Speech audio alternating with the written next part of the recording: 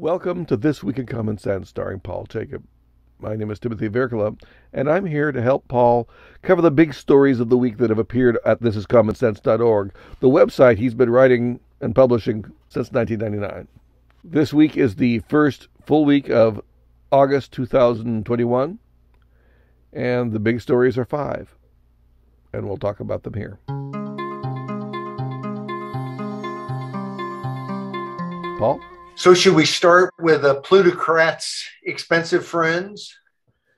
Well, Monday is always a good place to start a week. It is. Let's not fight over it. I mean, you could start it Sunday, which is actually the first day, but we don't. We put up the podcast on Sunday instead of a script. So the vlog version of the podcast. So there you are. Yes. Well, Larry Householder is a former Speaker of the House of Ohio. And as the pandemic began, Speaker Householder was mum about this, but all of a sudden there materialized a campaign to toughen term limits. That's interesting. A campaign to toughen term limits that I hadn't heard anything about. Oh, great. There's some hardcore term limit people out there. And I know there are, but so then we looked behind it a little bit, and we wrote about this back a year ago. But it turned out that this wasn't really making term limits tougher. In Ohio, they have an 8-year limit for the House, 8-year limit for the Senate. You can sit out and then come back. I believe you have to sit out 4 years, but you could run from the House over to the Senate.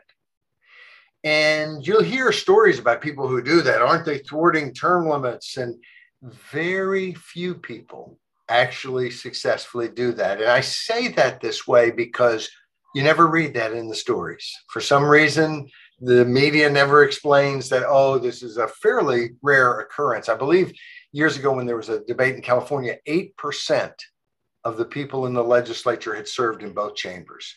And of course, I don't think there's anything wrong with serving in both chambers, just not too long. But what they were doing to make term limits tougher were to do 8-year lifetime limits. So once you served 8 years in the House or in the Senate, then you had to go to the other one and you could never come back for life, which I'm just fine with. I used to be, Tim, somewhat in favor of consecutive. Why knock somebody out for life? Just give them a little break. That way they lose the power of incumbency.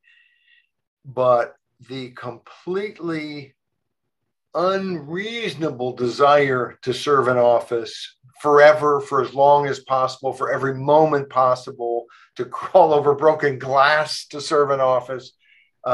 Lifetime limits are just better for everybody involved. Let the person know, this is it. This is it. Someone else is going to serve. Get over it. And the public likes lifetime limits just as much as they like the other limits, if not more. So that was the thing. They're going to make it much tougher. And you wonder, well, this is great, except there were a few little caveats. For one, they were going to change the 8 and 8 to 16 years overall, 16-year lifetime limit. Now, what happens, and this is something else that politicians go, well, it's the same limits, 16, 8 and 8, it equals 16, so it's all the same. Except, of course, it's not the same. Because if there are 16-year limits, you're going to have a term, and then every other term, you're the incumbent. And so you're going to stay in the same chamber for 16 years. And you've just basically taken an 8-year limit and made it a 16-year limit.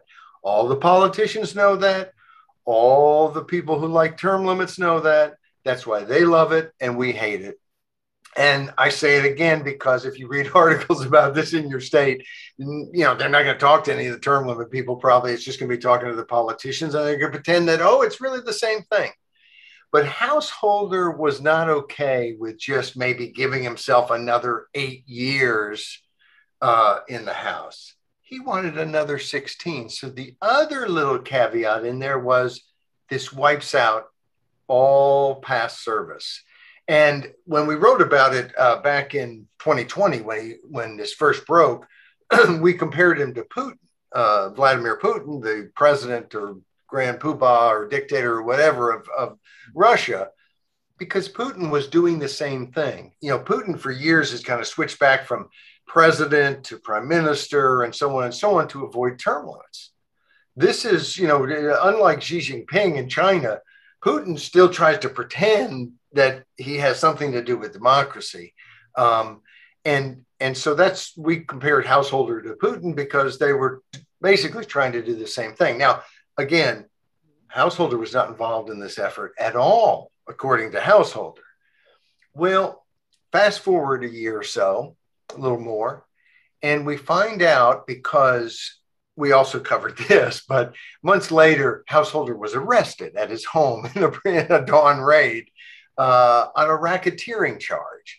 And the racketeering was because he made this big deal with First Energy to get all kinds of campaign contributions and special treatment and moolah and so on. And he pushed through a $1 billion plus subsidy. I think it was a $2 billion subsidy. It may have been more, for First Energy. Now, this blew up. There was a referendum that the people wanted to put it on the ballot. They got screwed over every which way by officials in the government of Ohio. And anyway, as it all, this petition effort ended up not going anywhere because of COVID and the pandemic. But it was, even had it gone somewhere, the feds were fast on his trail. So in a court settlement, this is a week or so ago, about a week ago, it comes out that, yes, this whole term limits deal was First Energy putting $2 million into an effort to give Householder 16 more years as the Speaker of the House. If anyone has any question that elected officials have a lot of power, that's why plutocrats, folks who like to use wealth to control government, that's why they like expensive friends. And they may be expensive, but they don't cost really all that much. When you think about the benefits you get, like billions of dollars in subsidies. Well, of course, spending, I'll spend $2 million if someone will loan me the $2 million all day long to get several billion. That's a pretty good return on investment. And so we find out, of course, these offices are incredibly powerful. Yes, people are willing to sell out. And the best thing going is that Householder was not able to do more because he had people around him. The Senate president pushed back against some of the things he was doing. This was back when he was first, under the table helping this term limits effort to give him more time. And other people do. And term limits isn't going to make bad people good people. Term limits isn't going to usher in, nirvana, where every human being is perfectly, wonderful all the time and self-actualized, all that kind of good stuff. But it is going to break up power and make it tougher for people to consolidate it in ways that allow them to rip us off. And so all hail term limits. Mr. Householder still hasn't had his day in court. I hope that goes swimmingly for the state of Ohio. This is a guy who needs to spend some time thinking in a federal correctional institution. So I always like that name, Householder. It's like, there was some news guy named, his last name was Goodnight or something. It's one of those type names. Remember Harry Reasoner? Wasn't Reasoner such a good name for a newscaster? The Libertarian Party recently has an outgoing as a resigned chairman named Joseph Bishop Henchman.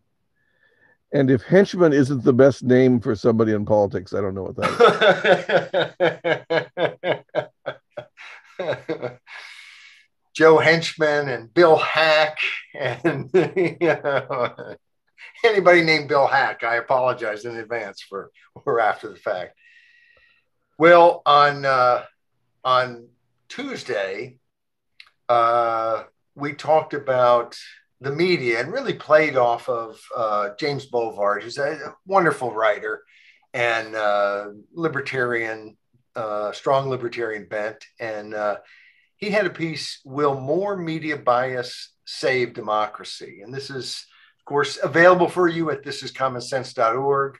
And boy, what a heck of a headline, because that seems to be the discussion. He picked up on Margaret Sullivan, who'd written a piece for the Washington Post, basically suggesting that, the media needed to get more partisan, less objective.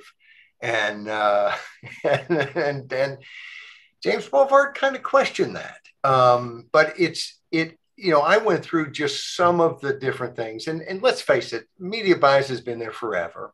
Probably will always be there. We had several comments at the website from people saying, hey, the media's never been objective.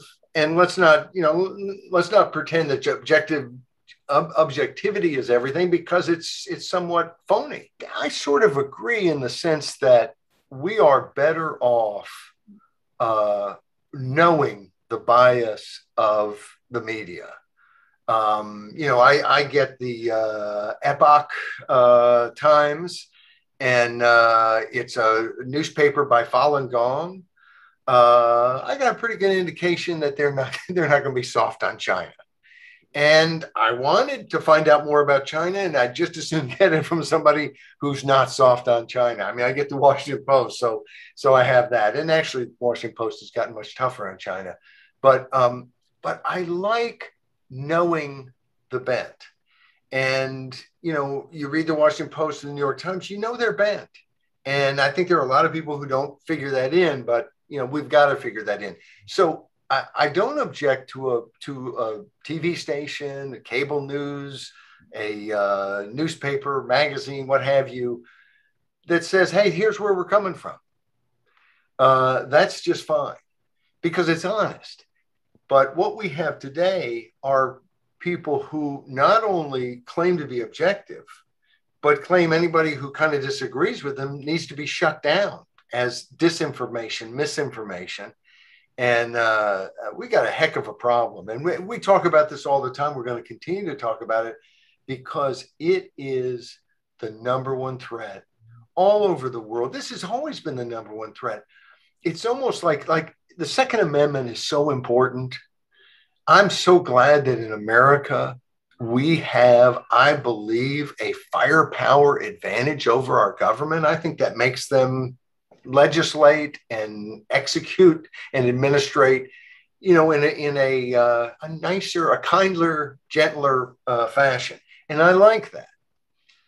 But the truth is, there have been revolutions places where the people have no weapons and where the government has all of them. And what is essential, even more essential than having a gun, next to the fireplace, is having the ability to speak and using that ability. And of course, sometimes you don't really have the ability. They'll arrest you in a heartbeat, but you speak out anyway. That's what causes revolutions. A lot more successful if you have a firepower advantage, or if the authorities don't think they can just mow you all down. But free speech is it's just being attacked everywhere. And, we have talked in recent years a lot about China, because they don't allow free speech for 1.4 million billion Chinese. They don't like free speech anywhere else in the world. Anybody who criticizes them anywhere has to fear the long reach and their ability to use soft power, and frankly, their ability to use thug power too. Well, here in the US now, we seem to have a lot of people who think that's the way our government should run, that we need to have a truth commission that decides what can be said or not said on social media, on TV, and the newspapers. And in fact, the newspapers are generally pushing this. Now, they're not pushing it for themselves. You notice that, but they are pushing it for other media. And in fact, and if you think, well, it's just social media where there's all this crazy talk. No. They've pushed it for talk radio. The newspapers have never come out and said we as newspapers need to be forced to give equal time. But they have argued, and we've talked about it. I can't remember what the script titles were or anything, but we've talked about it several different times at Common Sense. This is commonsense.org. And they will try, and have in the past, and will again, I'm sure, try to force radio to allow equal time, TV to allow equal time. And of course, that presupposes that there are two sides to every issue and no more. And it also presupposes that, and it doesn't presuppose, but it pre-knows that if you have to give equal time, it will depress the amount of discussion of public ideas on the airwaves. And I think that's the goal. But I encourage you to read. We go back all the way to the fact that Jim Ruttenberg, who was a media columnist at the time for the New York Times, before the election of 2016, before Trump was ever president, made the argument that they had to cover Trump differently. They had to, quote, throw out the textbook American journalism has been using and become oppositional to Trump. And boy, have they. But they've become oppositional to all kinds of things. They've got an agenda, they've got a narrative, and it's as clear as day. Now, when was it exactly that Ruttenberg argued that point? Do you remember? It was, I believe, September of 2016. So it was safely after the press had pushed Trump during the Republican primaries so that they could get the candidate they thought who was easiest to beat. That was the Hillary Clinton campaign strategy. We have the notes on WikiLeaks. So it's kind of interesting that he pretends that the textbook American journalism leading up to that point when he was writing and making the new argument was in some way objective. It wasn't, and it was actually fake objective. Like everything they do is fake objective. Yes, and I remember I had a stronger stomach then, and I could watch Morning Joe in the morning sometimes on MSNBC just to toughen myself up. You know, the best part of that program has always been the intro and outgoing music because they tend to play some good music. The rest of it stinks, but they, I wouldn't say lionized Trump. They gave Trump tremendous coverage, and they were not tough on him at all. At all. It was just, hey, isn't this interesting? He's an outsider. It was, and then it was as soon as he got the Republican nomination, it was like a switch, flipped. And you're exactly right. And again, you don't see much of the mainstream media even talk about this. And you see people who are like Glenn Greenwald, who are hardcore about journalism being oppositional to unaccountable power, looking where the power is and analyzing and pushing for more information and transparency and accountability. And of course, in this era of kind of hyper narrative and hyper partisanship in the media, Glenn Greenwald has been kind of a voice crying in the wilderness on the left. There's very few people with him. There are some, but my hat's off to him and to the few people who are out there doing what I think is real journalism. And it's not as if you can't have a sense of where Glenn Greenwald is on issues, or that doesn't impact what he's saying or how he looks at things. But it's not, you get the feeling that you get more information because he's not so quick to worry about how you're going to take it. It's almost as if they just, they want to give us all the news. They just don't think we're up to hearing it and still agreeing with what they want us to do. So, there's two ways of doing propaganda.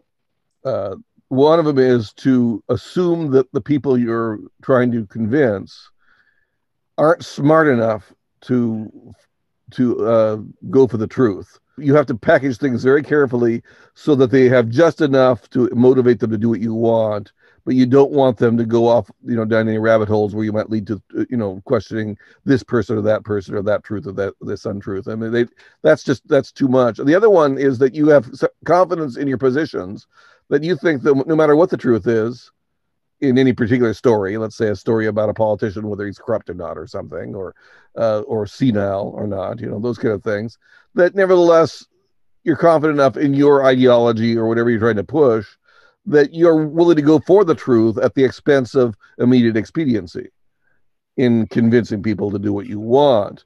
And I think that long ago, and this might have been in the 60s that it really occurred strongly, news media in America became propagandists without much commitment to the truth.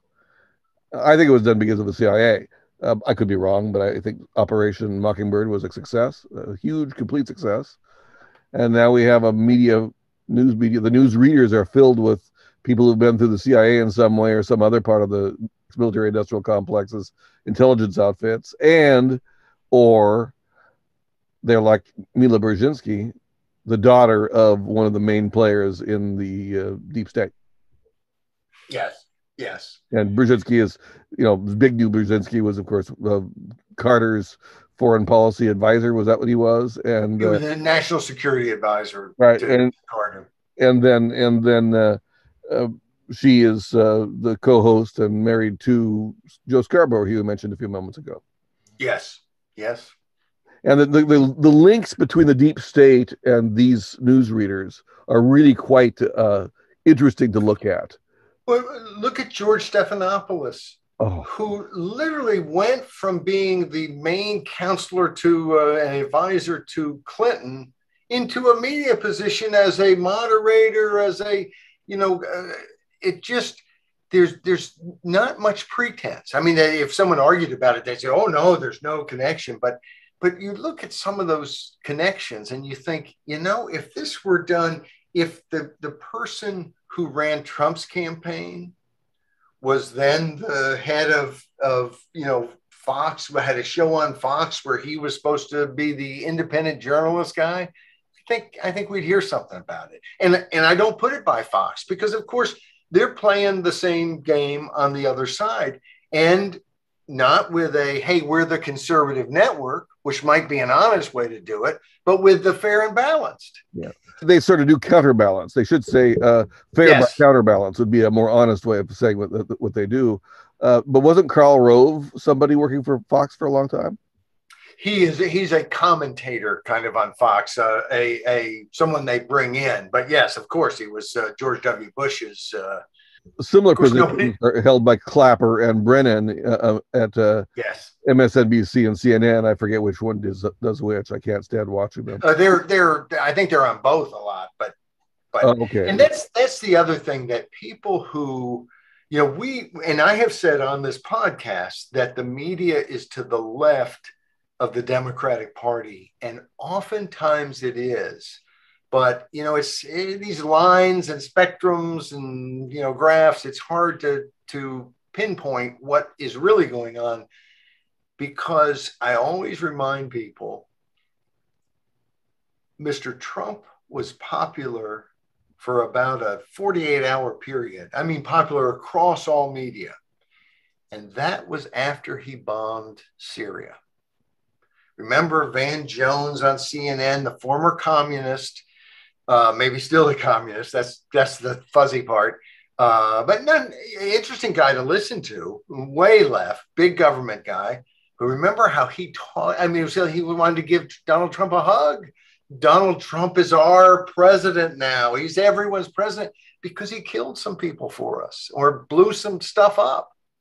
And of course, just so that truth just rears its ugly little head just for a second. Of course, the bombing was for a chemical weapons use by the government of Syria. The only problem being that most of the evidence that has now been compiled about that shows that it wasn't the government who did the chemical weapons thing. It was another party in that multi-party civil war.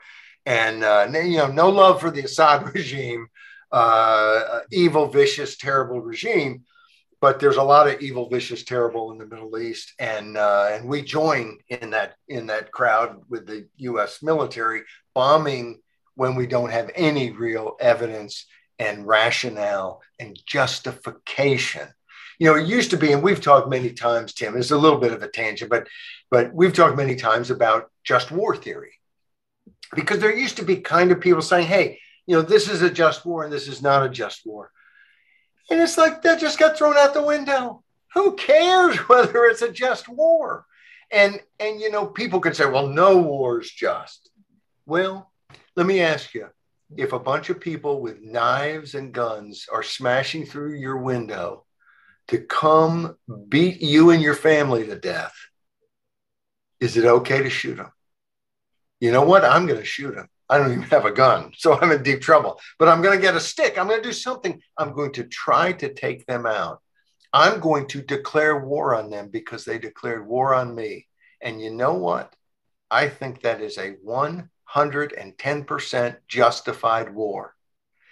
And so I think you can extrapolate that to say that as a country, if you're attacked, you have a right to defend yourselves. And then, well, what if after you've defended yourself, you're still worried about this regime? Do you have a right to go into their territory? I mean, these are questions that, one, these things happen, so we ought to talk about them.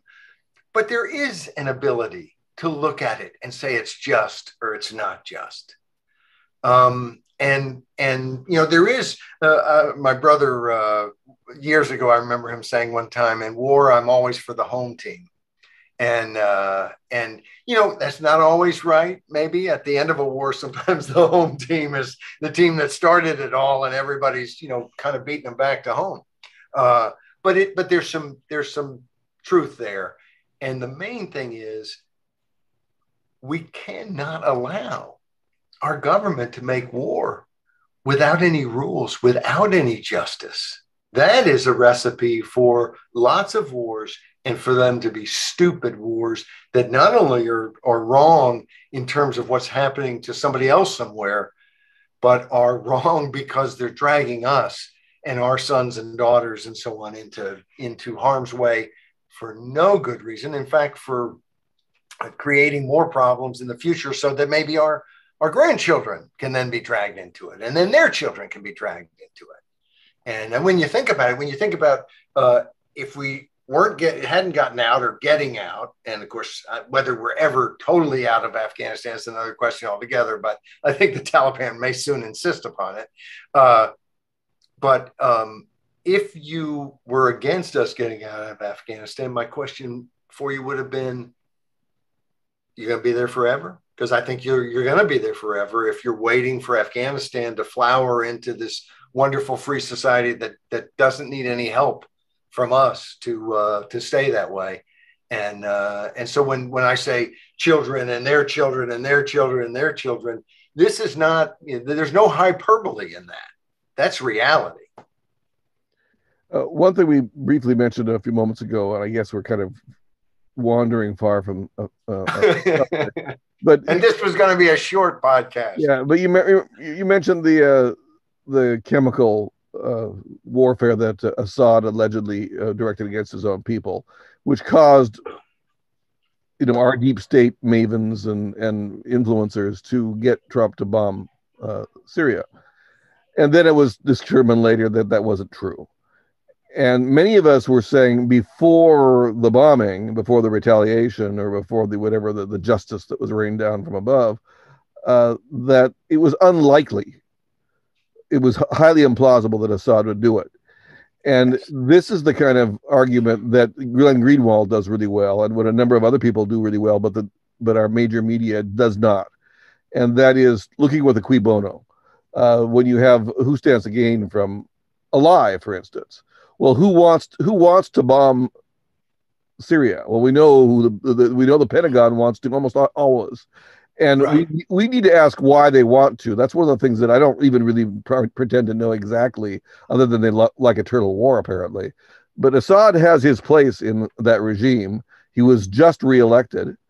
We don't get good coverage in our country about the nature of that reelection, but there was dancing in the streets because there are minority populations in Syria who exist only because Assad is in power. And if the majority were in power, they probably won't exist. And it's a Yes. horrible, horrible thing to say, but it is the truth with certain difference. I mean, not everybody's a Democrat, and most people think of it in America that democracy is majority rules. I think that that's actually incorrect. Majority rules in a context where minorities are protected and have rights. Yes. Yes. And Or nobody wants it. yeah, Or right. it's not really any better. In fact, without human rights and individual rights enshrined, democracy is like the evil of dictatorship, except more chaotic. Yeah, right. It really is. It's the kind of thing where on the right and among libertarians who are skeptical that, look, voting doesn't make it okay. That's absolutely the right position. But and we've talked about this before, that everyone I know who's talking about democracy around the world, it is the idea of people being able to elect their leaders and to have a government that is prohibited by the people from doing certain things that would abridge all their basic rights to think what they think, to be religious how they want to be religious or not. And the thing about this, almost all of this comes from our Bill of Rights and our Constitution. And just to run on another tangent, I wrote about it in Common Sense way back when, 20 years ago. When we invaded Iraq and took it over and helped them reform a government, why didn't we give them our Constitution? Why didn't we give them our Bill of Rights? Why didn't we at least suggest this is the starting place? This is where we are. And so let's offer it. Instead, we had a bunch of State Department people writing up a bunch of new stuff. And it didn't have as many rights. And it shows that the folks running our government don't have the same thought process going through their heads that you and I do. And that's not, I think that's a thought process that that is pretty universal. I don't want to quite say universal, but I mean, it's not like that's just one segment of America likes the Constitution or thinks the government ought to follow the law, which leads us actually to get off of this tangent Exactly. and maybe sleep tonight. That was one of the reasons I went that direction, because right into Wednesday, we have a question of, do our leaders in Congress know what the Constitution says their job is? Yes. And the question is, are they so ignorant that they don't know, or do they just really not care?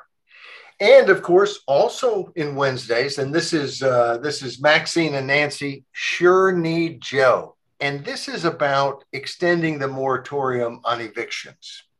And we're going to get to talk. I think this next week we'll probably do something talking about the fact that, you know what, landlords, people who invest in rental property and then, they offer that rental property for a price and people move in and so on. That's a service that someone's doing. And they do that so that they can make money. And you may like some better than others, but they really have a right to make some money. And we hear about all the people facing eviction or having problems. But frankly, they're not the only people who are hurt when rents don't get paid. And when you can't evict, it means that the poor person who fell down on their luck can't be evicted. But it also means the deadbeat who didn't fall down on their luck, they decided to buy a new car because they don't have to pay the rent anymore.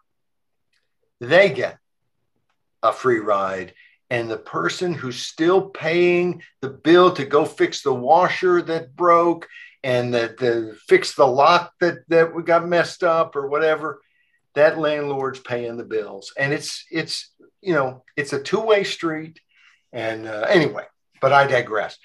In this case, the case of the pandemic, the reason there was a hiatus in some places on rents was simply because the governments around the United States had prohibited people from working, literally said you can't work. And so arguably the governments at the level of government that did the prohibition, they probably do owe something to those people but in a sense they owe it to the landlords.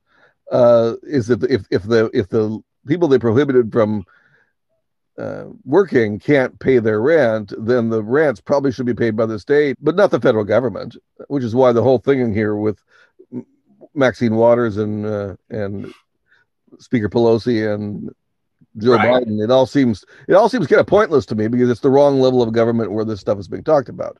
But I digress. That's just the background as I see it. No, I think you're exactly right. And what happened basically is that this was taken to court, went all the way to the U.S. Supreme Court. I'm going to forget his name. They're our latest guy. Not Kavanaugh, is it? Yeah, Brent Kavanaugh. Okay. I want to say Kaufman. I don't know why. But anyway, Brent Kavanaugh was a vote to uphold and not strike down the moratorium. This was a moratorium on evictions by the CDC. And I think that his statement in the decision was that, well, this is expiring and Congress in the future would need to do something. But he didn't want to somehow strike it down right then. Maybe that would be, create some disturbance or something. Well, my view is courts should strike down laws that they think are unconstitutional and not say, hey, what the heck, let's let it go on for a little bit. Is there any legislation that allows the CDC to put a moratorium on rents? I suspect that if you talk to Lawrence Tribe, the Harvard legal expert who always thinks the government can do anything it wants if it just thinks hard enough about how to justify it, I'm sure he would say, yes, there's some way. And of course, there was an article in the Post the other day how the Biden administration had gone to him to, how can we get some rationale together that we can do this? But as I point out in this piece, Biden himself admitted that most legal scholars don't believe there's any constitutional justification for that. Now, if you're elected and given the job of president, you take an oath to faithfully execute the laws. If you believe that this thing you're being asked to do is not faithfully executing the laws, well, you violated your oath. And I'm sure that Nancy Pelosi is struggling right now with whether to impeach Biden or not. I mean, she's an honest woman as the day is long. And I can't go on very long like that. But I mean, this is outrageous that he admits it's not constitutional, but he's going to do it anyway. And of course, the statements you'll read if you go to thisiscommonsense.org are almost, they're laughable. You want to cry, but they're laughable. Nancy Pelosi, who, in the basically 5 weeks since this decision was done, did nothing. The Congress should have done something. They didn't do anything. And then it runs out. People are starting to get evicted. And oh my goodness, somebody somewhere might be mad at me. So does Congress rush to do something? No, they're not that good at it. And Maxine Waters says, we thought that the White House was in charge. I mean, when does the Congress say, gee, we couldn't do our job, but, we thought the White House, we thought we were just props. And that's, generally, that's, I won't digress. I was going to digress into bashing them, but I won't. Everyone knows just how bad they are. Right. But it's this assumption that many of these Democratic legislators have is that what we need is a dictatorship. I know it sounds awful because they object to anything that Trump said was a dictatorship. He was a tyrant and an awful person, and But they want a dictatorship of experts, though. They want a dictatorship of the science. They want the guys with the best science, not boobs like Trump. No, we're not going to have those guys as dictators. We're going to have Anthony Fauci and Joe Biden, expert Biden. Well, now you've got to the essence of progressivism, because that is what progressivism offered the world, is that we're going to now do government by experts. Yes. That was the whole point of progressivism from the very beginning to the modern day, and it's just gotten worse and less plausible, but nevertheless very, very hysterically promoted with Well, and with the COVID pandemic. I mean, that's what they're doing. yes, yes. Well, and now they can kind of try to scare you into, because when it comes to life and death and going to the doctor, you're hoping the doctor knows something. And it's one of the few times that people say, look, this guy knows more than I do. What do I need to do? And they're hoping we'll give government, big government science, the same pass that we give our doctor, who we can see and kind of tell whether they know what they're talking about or not. And if they don't, we go to another doctor. Unfortunately, we're not allowed to, bring somebody else in. But when it comes to big government, the other thing about that expertise, Congress has appropriated like $50 billion to go to families to help them pay their rent because they can't pay their rent. And there's all kinds of ways that they can get that back rent. And then the landlords get made whole and so on. Basically, of the $50 billion, it's like 2 or 3 billion that has actually gotten through this bureaucracy that they have created. It's not just the feds, it's also the state governments and all their creative ways to, part of what they want to do in this is pick winners and losers, because then the winners owe them something. And this is the way government functions. This is pitiful on every level. It's pitiful in the constitutional level, because it shows that our Congress doesn't even have a clue what their own job is. And they're not even embarrassed about it. They don't know enough to go, oh, we're supposed to look busy. No, we thought the president was in charge of everything. The president doesn't really care about the Constitution he gave an oath to uphold. And we have a system that even when we just drop ship, huge sums of money to people, we can't find people competent enough to hand it out. So everything's great. It's summer, at least. I think we should move to crackdowns for lockdowns on Friday next, because it is about COVID in a sense. It's about the protests in Europe against more lockdowns and the police reaction to it, and also media reaction to the police reaction to it, but mainly the police reaction. This is something that you and I have both mentioned, and I have other friends who have kind of all independently, they spend enough time looking at media from not just different sources in the US, but media outside the US. And you'll see, if you go to thisiscommonsense.org and you find crackdowns for lockdowns, you will see that some of the links in that story go to Turkish media and German media and joint German-Indian media. That's actually on the side of lockdowns, kind of. So it's not all one position. But we have seen, I think, from really throughout this pandemic, that there's been kind of this attitude that Americans are, we just want what we want. We have too much freedom, and we're just demanding people. And geez, if we were just good like the people in Europe who are more sophisticated and understand how wonderful big government is, they have national health care, as if we don't have a monstrosity that really is the same sort of thing.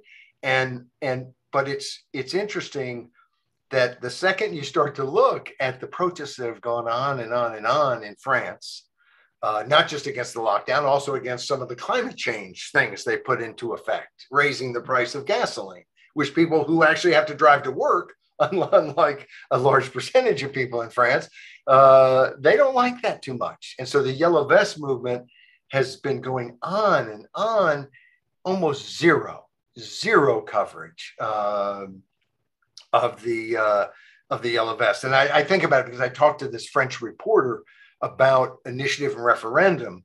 And at the end of the interview, I told her, I said, I've been following some of the Yellow Vest protests in France. He says, oh, I'm surprised because there's been almost zero coverage in the United States on it.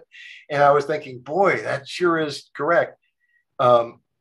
I think it's because it doesn't fit the narrative. If people in France and Germany and Europe, where they love socialism and where they're always lionized as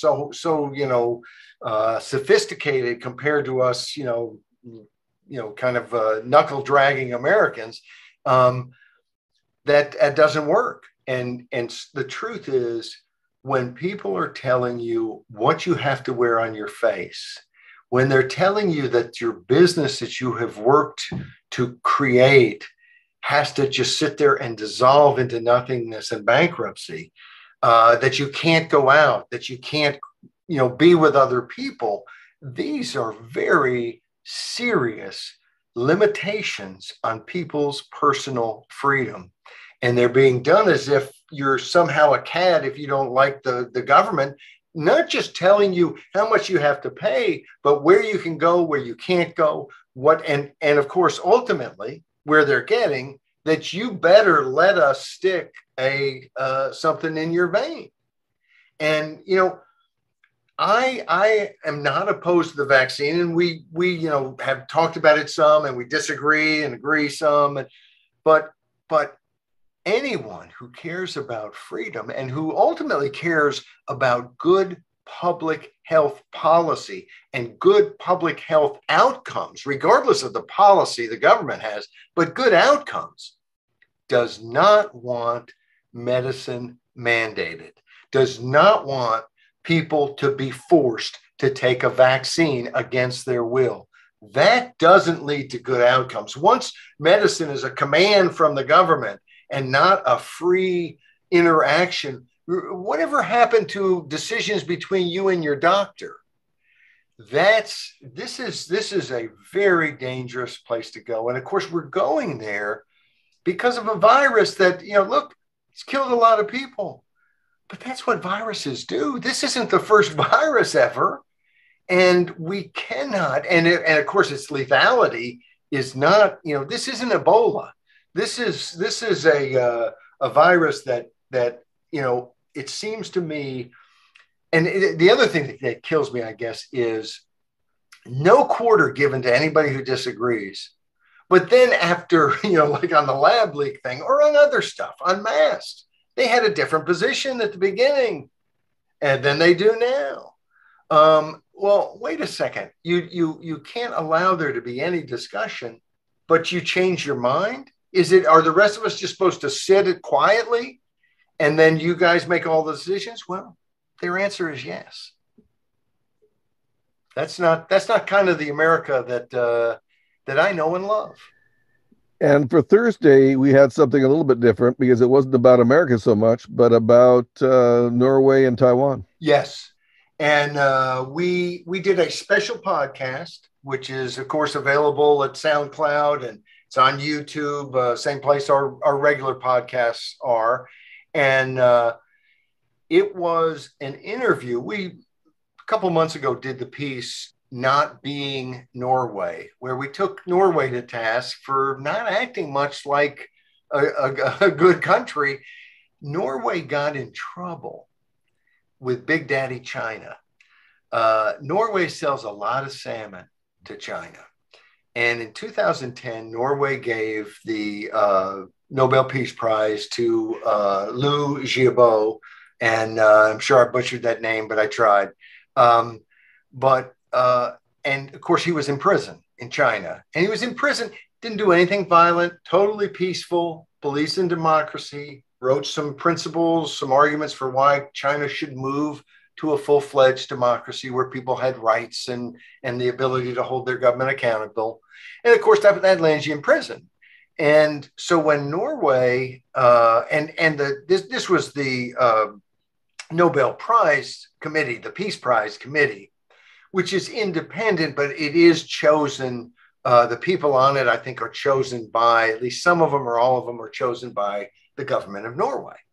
And so they do have some, complicity in the evil of recognizing wonderful people who give their lives, non-violently to try to make the world a better place. And so in 2010, when they did that, China stopped buying salmon and basically did everything they could to wreck the Norwegian economy, and the Norwegian government knuckled under. In fact, they when they refused to see the Dalai Lama, who came to Norway, and refused to have any meetings with him, they said that it was a necessary sacrifice to show their good intentions to China. So I think that this is an important story, because throughout all of the story, and I haven't even gotten to the podcast part of it, but throughout all of the story, there's a moral that, you just can't do right by apologizing for doing right and apologizing to evil so that you can make a buck. I mean, either dump the whole Peace Prize and every pretense of being a decent, free place, or don't kowtow to the Chinese, totalitarians. And so after 2010, when this blew up, because, no good deed goes unpunished by the Chinazis, Norway began, and there's only two countries in Europe that do this, Spain and Norway. But Norway began to list people who are coming from Taiwan with a Taiwan passport, who enter the country without needing a visa, even though people from China do need a visa. Why don't they need one from Taiwan? Because Taiwan's a peaceful place. We don't have to worry about who's coming in quite as much. And China, you don't know who the government might be sending in. So they do need a visa. So the Norwegian government recognizes these are two separate places, and that one is good and one is not good. But they decide they're going to just label all the Taiwanese Chinese.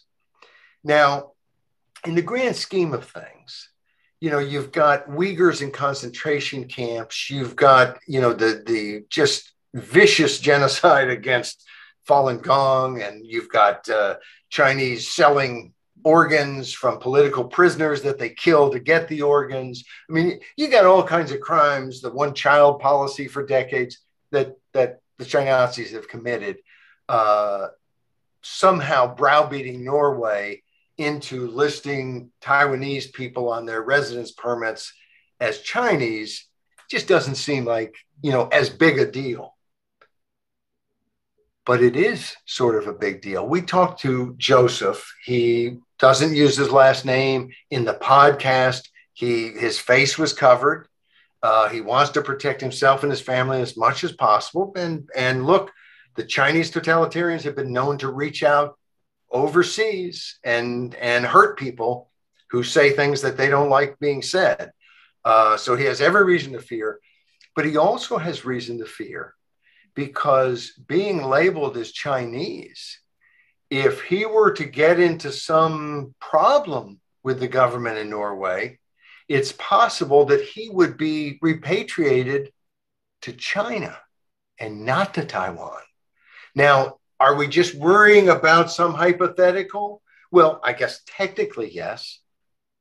But it's not a hypothetical for the people who years ago were repatriated, who were Taiwanese and repatriated from Spain to China. The same thing happened in the Czech Republic. Now, oftentimes these incidents, the person is suspected of some sort of fraud or something else. Maybe they just assume they're from China, but because they do commit a lot of fraud, China and Russia, because of course the criminals there fit right into their government. Their government isn't really clamping down on them. But anyway, I digress. But he was somewhat concerned, and it is a real concern, and it to me, it's an important story, and the name of it is Say My Name. What the Taiwanese are saying is, look, you recognize us as separate. Don't force us to say we're Chinese when we're not on the residence permits. Small thing, but a big thing, because it I think is a wake-up call to the West not to be wimps and not to go along with totalitarians. And that's what I say in the piece. And it's also a wake-up call that, yes, this Chinese government that is so horrible to its own people, don't think they're satisfied with just abusing their own people.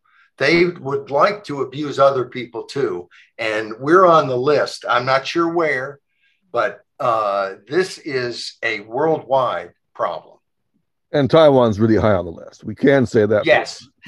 Yeah, we do know they're first on the list.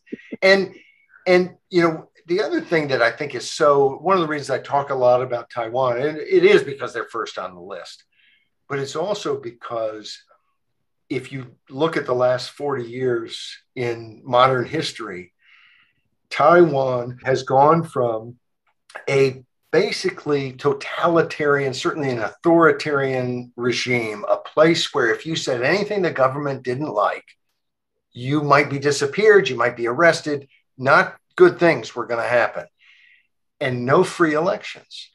And then there was enough battling from the public that they overthrew, which they didn't overthrow, but they overcame the resistance of this national Chinese government that, of course, had come after World War II to Taiwan. Now, there were plenty of Han Chinese people who had lived in Taiwan for years, who had lived there throughout, for 50 years when Japan controlled it, or who lived there before Japan ever controlled it.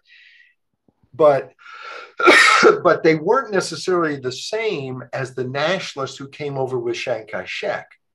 And that's why when the nationalists came over, when people look at Taiwan as just Chiang Kai-shek versus Mao, they're missing most of the picture, because Chiang Kai-shek came over and put down the Taiwanese, whether they were of Chinese ancestry or Aboriginal or whatever. And that has changed now. And that's why this is not Chiang Kai-shek's Taiwan. This is Tsai Ing-wen, the elected female president with liberal values. This is a free and democratic place. Not perfect. I don't know anywhere that is. But the change is so dramatic. And of course, it scares the devil out of China. The reason that they're always trying to put down people who say anything they don't like is because they know how powerful what we say is. They know that people are speaking truth. And if they can speak truth to power, power cannot continue to be evil because others will take action. And so this is, to me, a huge issue. I see Taiwan, if Taiwan stays free, I think the world will overcome the threat of totalitarianism in China. I think the world will become more democratic and more free. If Taiwan doesn't stay free, it means 24 million people lose that freedom. It means Asia is split. It means there's nothing to stop China from taking the rest of the South China Sea. And that means Vietnam does whatever China wants and the Philippines does whatever China wants. And it means that if the US can't protect Taiwan, then it really can't protect Japan either. And Japan then really has to decide, what do we do? And of course, then you've got Australia, which is another like 26 million people. Big landmass, but about the same size population-wise as Taiwan. And what does Australia do? How do they protect themselves from China that's now taken over all of Asia? And again, I'm not a big, hey, let's go U.S. empire. I'd like to see the world, free countries of the world start to work together to push back against China primarily, but also, Russia's there. Let's all, as people, not just as regimes, let's push back against evil. And these regimes are so beyond bad government that they're evil. So I think we have to recognize it. But that's why I spend a lot of time talking about China and Taiwan, because I think about, in maybe tomorrow, if a bus hits me, or 10 or 20 years, I'm going to be gone. We're all going to be gone. And our kids are going to live in this world, and their kids. And if you look at the big picture, it's not just about what happens in the US, it's what happens all across the world. And I think we have a heck of a threat that's not only a threat to Asia, but a threat to the whole world, including the good old USA. Well, very good. I think that that would normally be a place to stop on the podcast This Week in Common Sense for the first week of August 2021. So there we are. There we are. And I encourage people, the podcast, which has a lot of the history intertwined into the discussion of this event in Norway. It's Say My Name, Taiwan, and available on YouTube as well as this podcast is. And through various podcatchers. So it is on this series, though it's sort of billed as Common Sense with Paul Jacob, but not This Week in Common Sense, since it isn't a This Week in Common Sense episode. So a bonus episode. That's what it is. That's right. That's right. For free.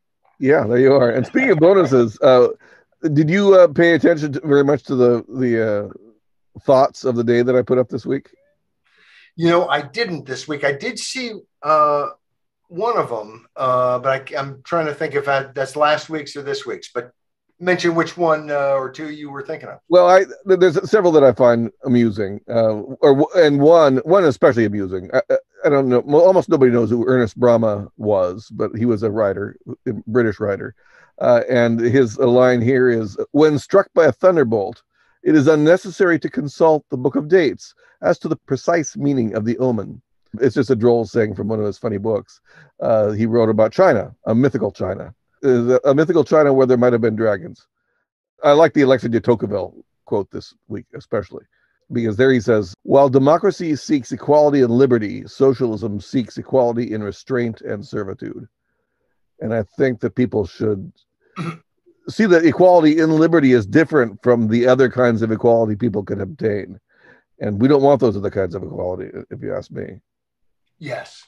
And, we talked last week, I thought, and it was a digression, but it was a good one, about monetary policy and inflation. And, we talked about how much they're spending. And we kind of went on a little tear on that. But, we're supposed to believe that government needs to be there to fight this inequality. But I believe your view, and I know my view, is government is creating the inequality. I don't have a problem with inequality per se, but when government creates it, it's doing it artificially. And when government destroys the money supply, I can guarantee you it's not going to be the richest people who are left holding the bag. They're going to be the first ones to figure it out and to take protective action. It's going to be the middle class and the poor who are not as quick and able to figure out what to do and to protect themselves from that kind of damage. That happened very much so, exactly as you say, in Weimar Germany during the inflation then. And that led to the Nazi Germany. Yeah.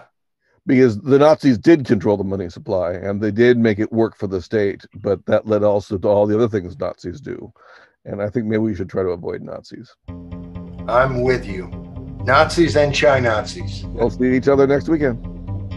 Thank you much, sir. Yep, bye.